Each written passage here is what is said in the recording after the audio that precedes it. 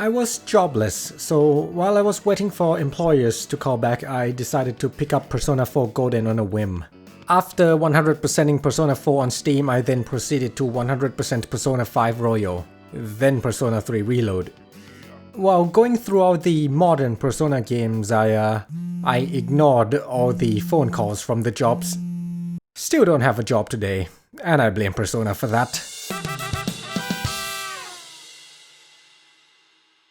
Spoilers for Persona 3, 4 and 5 from here on out. This is not a review, and if you watch this video without ever playing Persona 3, you are gonna have a lot of questions.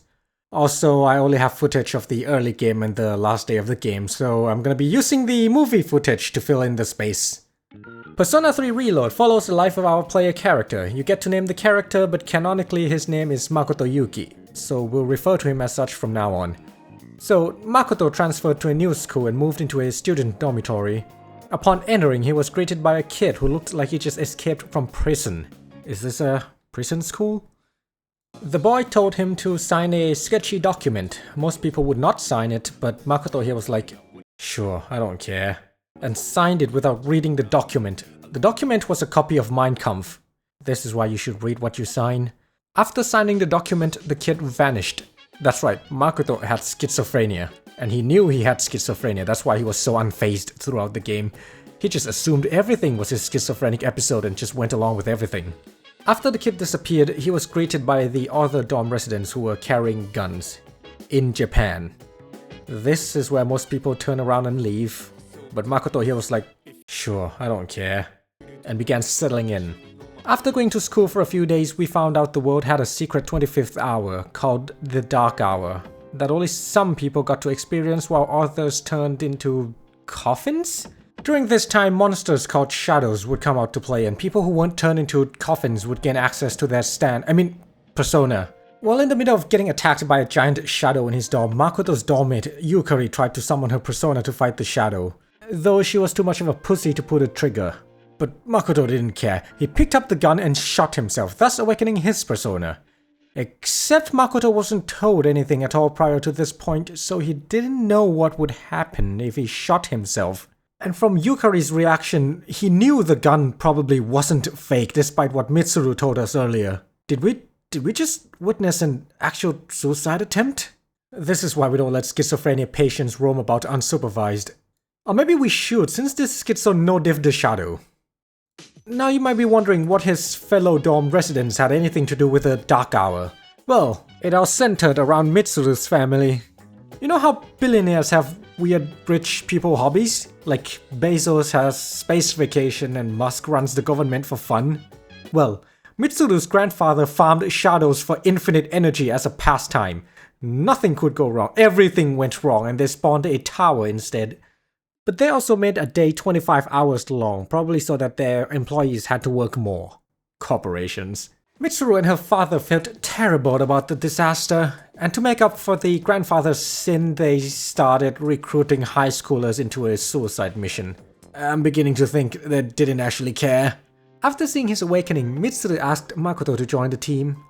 And after being asked to risk his life for someone else's fuck-up, he was like, sure, I don't care. So welcome to the Specialized Extracurricular Execution Squad, or SEAS. We have Daddy Issue, Granddaddy Issue, Comedic Relief, and Bronze But No Brains, all led by possibly the worst antagonists in all of modern Persona games. This guy was also one of the scientists who worked for Mitsuru's grandpa, and he told us that if we defeat 12 greater shadows, the Dark Hour would disappear forever. Along with the tower that they accidentally spawned. And they all just went along. So we got to work. Since the big shadows show up every full moon, we spent the rest of the other nights exploring the tower. Oh, it's called Tartarus, by the way. Plot-wise, it's a place for SEAS member to practice fighting shadows in. Gameplay-wise, it's a place for you to grind XP, items, and personas. But in reality, it's a place you go to listen to amazing music. That's right, the only reason we managed to spend 50 hours climbing this dumbass tower was because of the soundtrack. That, or you're doing New Game Plus and you don't want to climb all 264 floors on the last day. On our first day exploring, we learned that Makoto could use multiple personas. He also gained access to the Velvet Room. The Velvet Room is a realm between dream and reality tended by Igor and his attendants. Igor will assist Makoto in fusing and creating new personas for him to use in his mission. He can also summon personas Makoto had obtained in the past for money. Why would you need real-world money? You live in an otherworldly realm. Are you just taking my money for the sake of it? You long-nosed money grabber. Wait. Let's talk about the attendance instead. Unlike Igor, the attendance change every game. The reason for that is because the protagonists keep fucking the attendance in every game. It would be weird if the same attendant shows up in every game only to be fucked by a new protagonist every game. That would make that attendant what we in the business call a whore. So anyway, once Makoto unlocked the Velvet Room, he could visit it anytime via the blue door that only he could see. Ah, so it was just his schizophrenia making him hallucinate this room and everything in it. This blue door can only be found at the entrance of Tartarus, and in the mall in the city. Why only these two places? I have no idea.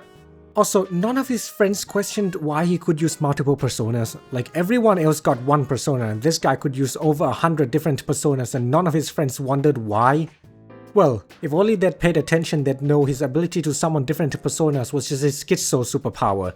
You see, a persona is a manifestation of a persona user's personality. This means that Makoto had multiple personalities. Of course he did. He was schizophrenic, and his teammates would have known that if they'd only paid attention to his staring into space at the entrance of Tartarus for 30 minutes at a time. And because personas are a manifestation of personalities, by befriending people with certain personalities, Makoto can make his personas stronger. Or at least that's what Igor told him. Truth is, Igor just pitied this guy and gave him an excuse to go make friends. Like, look at this guy. Igor knew from first glance that he had no friends. He looks like a potential school shooter. So, making friends is the part of the game that I have issues with. It's the reason I wanted to make this video in the first place. Persona 4 and 5 gave me so much hope for Persona 3 since I was told it has the best story. I was lied to. In Persona games, during social link events, you occasionally get dialogue choices, and if you pick the correct choice, you get extra social link points to level up your social link faster. In Persona 4 and 5, the best dialogue choices are usually the ones where the protagonist is supportive towards his friends. In Persona 3, you need to be a yes man. Give me 40,000 yen for no reason. Here you go! Hey, you're a high schooler. Go get me alcohol and come sit with me in the club. Sure. Hey, I want to eat myself to death. You should. I want to date my teacher. Go for it. I want to run away from home. Don't forget to pack your snacks, kiddo. I have a knee injury, but I don't want to stop running for the track team. Then don't stop. What the fuck is wrong with these social links? Half of these were just Makoto enabling his quote-unquote friends. Have your parents not taught you to say no to strangers? Ah, wait, you're an orphan. That explains why he's the worst at dealing with strangers compared to all the other protagonists. In one of their outings, the team learned of a group of evil persona users called Strega. Their goal was to do nothing. Apparently, they just hung out during the dark hour. Cease also recruited more teammates along the way, starting with best girl Fuka. Then we got Ken, an elementary school boy. Yes, Cease recruited an elementary school kid to go on deadly missions. They really didn't care. And Makoto was too much of a yes man to object to this. Also, in Persona 3 Portable, if you play as the female protagonist, you can romance Ken. And if a kid is not enough, we also recruited a dog. And if that is still not enough, we then recruited a dying man. This team is doomed to fail. Then during vacation, Makoto recruited a robot after failing to hit on women at the beach as a form of compensation. The things men do to cover up their embarrassment. Surprisingly, even with the strange recruitment decisions, everything went smoothly. Until the dying man decided to meet up with the elementary school boy in a dark alley. Yes, I phrased it that way intentionally. The shirtless Strega guy found them, thought the guy meeting up with a child in an alley was a pedophile, and shot him.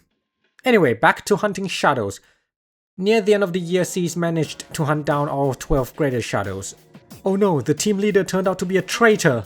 No one could have seen this coming! No, really, no one could have seen this coming because there was no hint or build-up whatsoever. So now we have to defeat this traitor. Never mind, he died in a cutscene. So, it turned out that by defeating all the greater shadows, Cease unwittingly released the avatar of Nyx, the god of death, who was sealed inside Makoto by Aegis 10 years ago. No idea how Aegis did this, probably by stuffing Nyx's avatar inside Makoto's asshole, but now that Makoto had shut out Nyx's avatar, Nyx was about to descend onto Earth. Nyx is the moon in the Persona universe, by the way, and Nyx avatar was part of Nyx that was sealed inside Makoto. I guess the only thing to do now is defeat Nyx avatar, but it turned out Nyx avatar was the kid in prison cloth all along. And the first thing the personification of death did when he was freed from being sealed, he suppressed his memories of being the Nyx avatar and went to school. Because of course he did. He also grew up because he needed to attend high school specifically for plot reasons. Anyway, we became friends with him in the span of like 1 week. Once Nyx avatar regained his memories, he offered to let the Seas team kill him and lose all their memories about Nyx's descension. Live in blissful ignorance until the end, or they can fight Nyx when she arrives. But the true ending, you gotta fight Nyx. Up the Tartarus Tower we go. On the top of Tartarus Seas faced the members of Strega. This part would make more sense if I'd bothered to explain what Strega was about. But to be fair, they really had no relevance to the main plot except for killing Shinji and being fodder occasionally. After defeating Strega, the Seas gang faced off against Nyx avatar. It was a 14-phase boss fight. When I first fought him, I thought he was a gimmick boss and that there must have been a trick to stop Nyx avatar from coming back. No, you just need to beat him 14 times.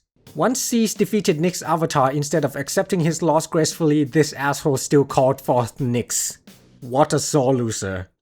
Nyx was too strong for the team to defeat. So Makoto had an anime protagonist moment and gathered the power of friendship and ascended to the moon to fight Nyx. But even then, Nyx was too strong still.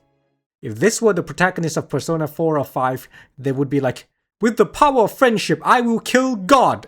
But Makoto here was like, with the power of friendship, I will kill myself! And so he sacrificed his life to seal away Nyx. Not kill, seal. Now there might be a debate about which Persona protagonist is the strongest or accomplished the greatest feats. I can tell you which one is not! You see, some would argue that Makoto sealing Nyx is a bigger accomplishment than you defeating Izanami or Ren defeating Yaldabaoth because Nyx is a higher tiered god compared to the other two. But hear me out. Nyx's power is literally making people want to die. This doesn't make her a high tier god, it makes her a low tier god! You should kill yourself now! I can't believe all that setup was for a low tier god joke. So after giving his life to seal away low tier god, Makoto clung to life for a few months more because he had a promise to keep. And that was to attend the graduation ceremony with his friends on the school rooftop. And so the graduation day came and my heart. Makoto met up with Aegis on the roof of the school and started collapsing from exhaustion. Aegis gave him a lap pillow and started trauma dumping on him while the rest of Seas were making their way up to the roof. And before passing away, Makoto had one last word for Aegis. Shut the fuck up. Let me die in peace. Just kidding, his last words were, I wish I could have died on Fuka's lap. Because Makoto is the player character and the player character is me, and I refuse to die on Aegis's lap. I demand Fuka's lap. Why did it have to be Aegis?